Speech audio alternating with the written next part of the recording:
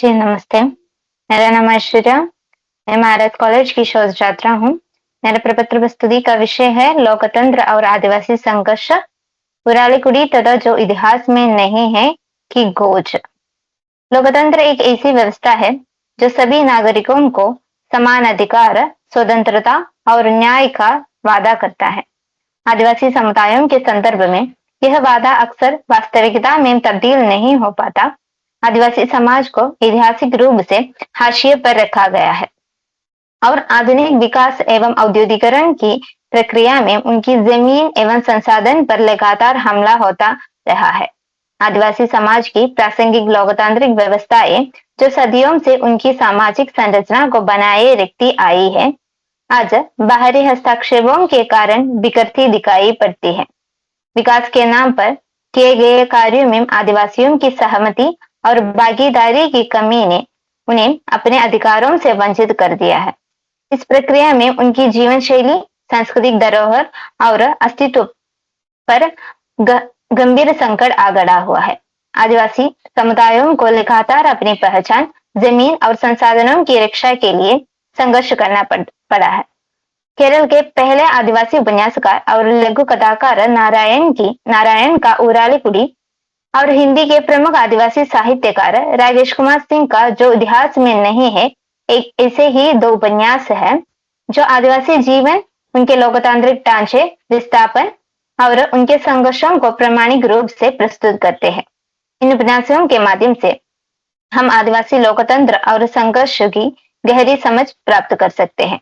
लोकतंत्र का मूल उद्देश्य समाज में सभी व्यक्तियों को समान अधिकार और स्वतंत्रता प्राप्त करने होता है।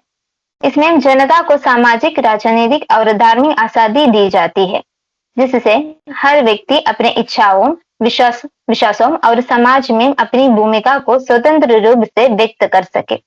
आदिवासी समाज के संदर्भ में यह आजादी अक्सर नाम मात्र की साबित होती है। आदिवासी समुदायों को इन अधिकारों का वास्तविक लाभ के लिए हमेशा संघर्ष करना पड़ा है। आदिवासी समाज अपनी पारंपरिक, धार्मिक मान्यताओं और रीति रिवाजों का पालन करता है, जो अक्सर गैर आदिवासी धर्म से अलग होते हैं।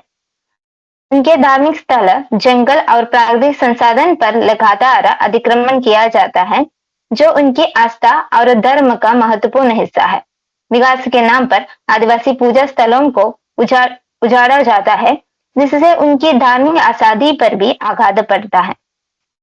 राज्य और समाज द्वारा आदिवासियों के अधिकारों को नजरअंदाज करना उन्हें शोषण, भेदभाव और विस्थापन की ओर धकेलती है। उनकी भूमि और संसाधनों पर बाहरी ताकतों का कब्जा उनके पारंपरिक जीवन के साथ साथ उनकी धार्मिक स्थिरता को भी कमजोर करता है। विकास के नाम पर आदिवासी क्षेत्रों में बिना उनकी सहमति के कई परियोजनाएं लागू कर दी गई है, जिनसे उन्हें अपनी ही जमीन से बेदखल होना पड़ता है। बाहरी हस्तक्षेपों और आधुनिक जीवन शैली के दबाव के कारण आदिवासी समुदायों के बीच आपसी समन्वय बनाए रखना कठिन हो गया है। उनके पारंपरिक मूल्य, सामाजिक ढांचे और सांस्कृतिक पहचान बाहरी हस्तक्षेपों से लगातार प्रभावित हो रहे हैं। यह स्थिति आंतरिक विभाजन का कारण बन जाती है, जहां एक तरफ उन्हें अपनी जड़ों को बनाए रखना है, तो दूसरी तरफ आदिवासी समाज में अपनी पहचान को कायम रखने का संघर्ष करना है। आदिवासी समाज का संघर्ष बाहरी ताकतों के खिलाफ ही नहीं, बल्कि यह उनके अस्तित्व और दैनिक जीवन की कठिनाइयों को भी दर्शाता है। उरालीकुड़ी उपन्यास में आदिवासी समाज की कठिनाइयों और उनके जीवन के संघर्ष को गहराई से दर्शाया गया है।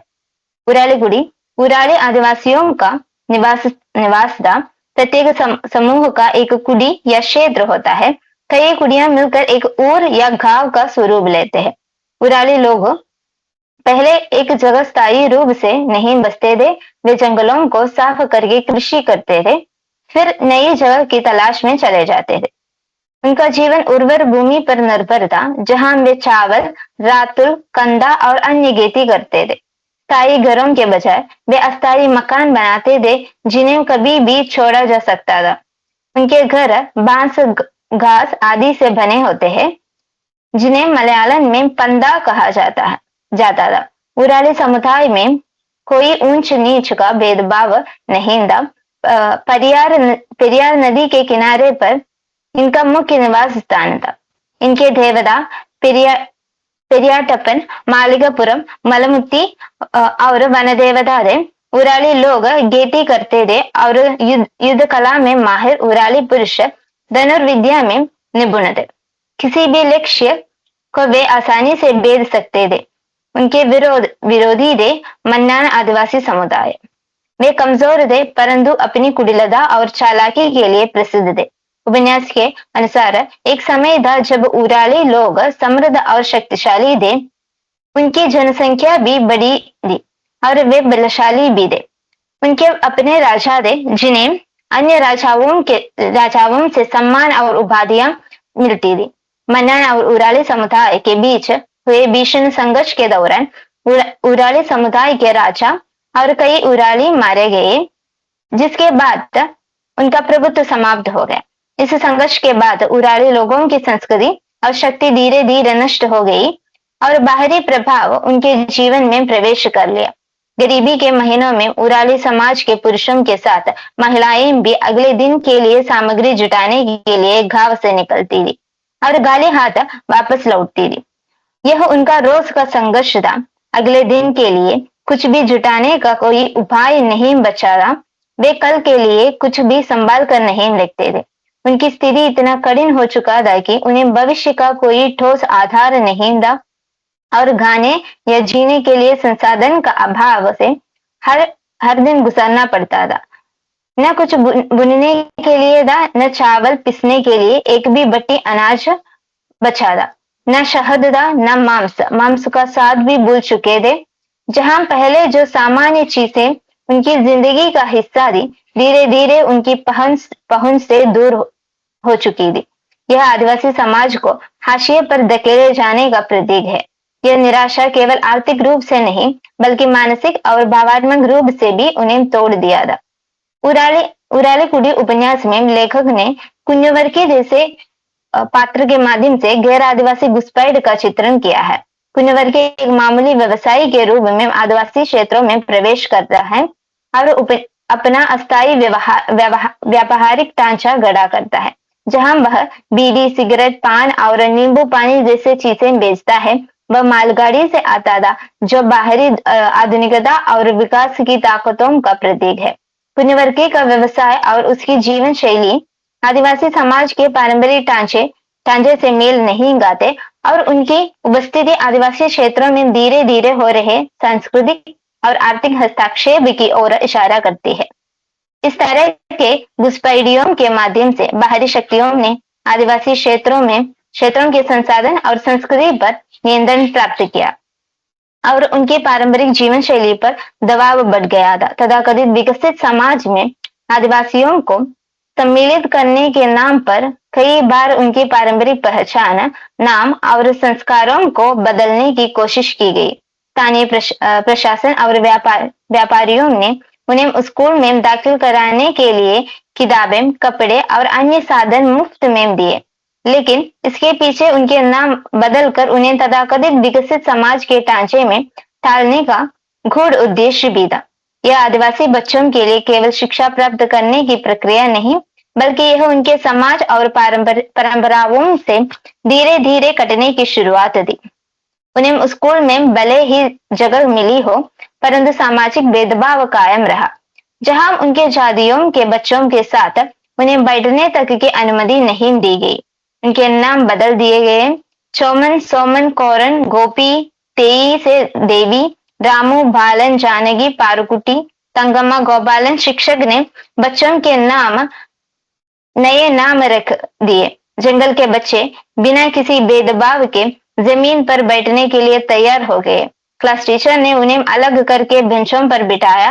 आदिवासी बच्चों को अच्छे कपड़े पहनने और गोरे रंग वाले बच्चों के पास बैठने की इजाजत नहीं दी गई। जब टीचर आए तो उराली बच्चे भी बाकी सबके साथ गड़े हो गए।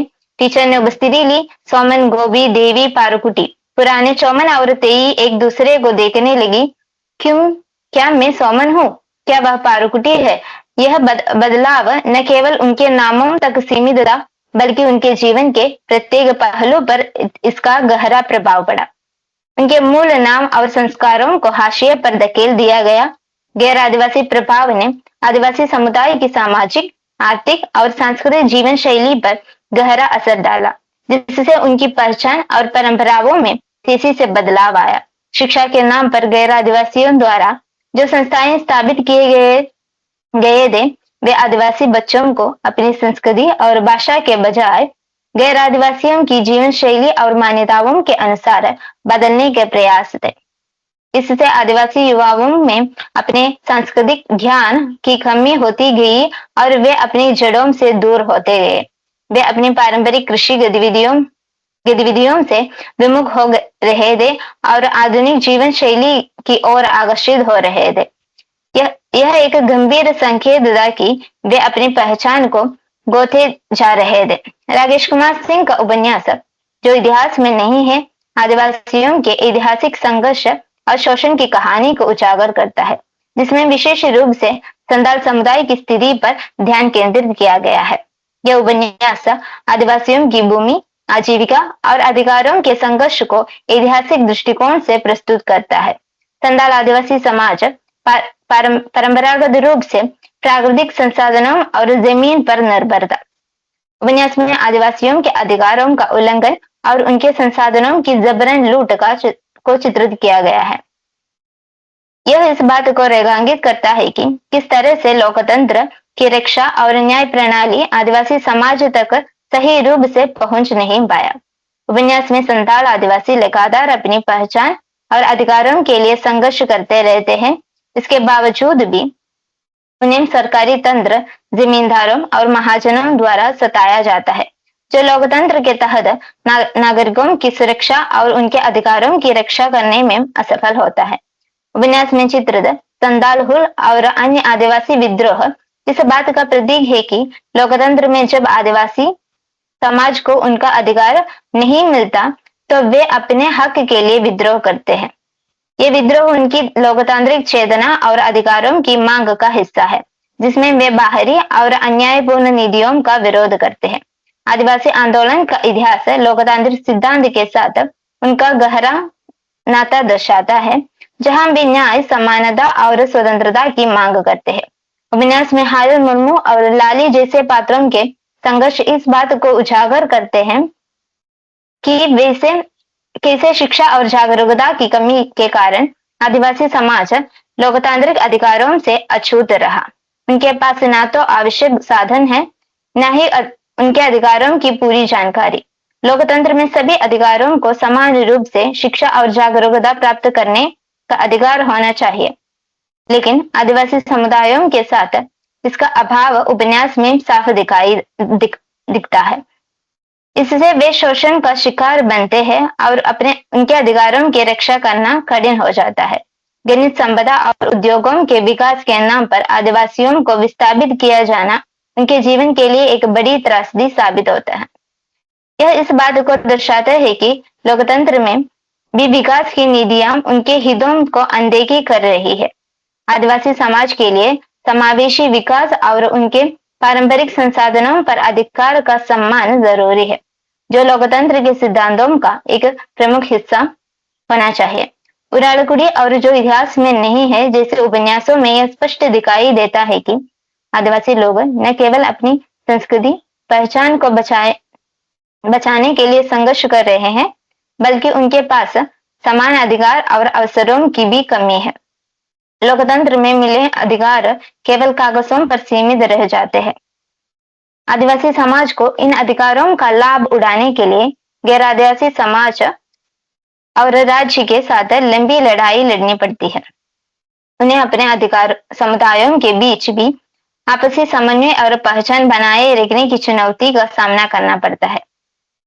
उरालीकुडी और जो इतिहास में नहीं है उपन्यास में चित्रित आदिवासी समुदायों की स्थिति यह दर्शाते हैं कि लोकतंत्र में समानता और स्वतंत्रता का विचार केवल कुछ वर्गों के लिए ही लागू होता है, जबकि आदिवासी अपने मूलभूत आवश्यकताओं के और अधिकारों के लिए भी संघर्षरत है।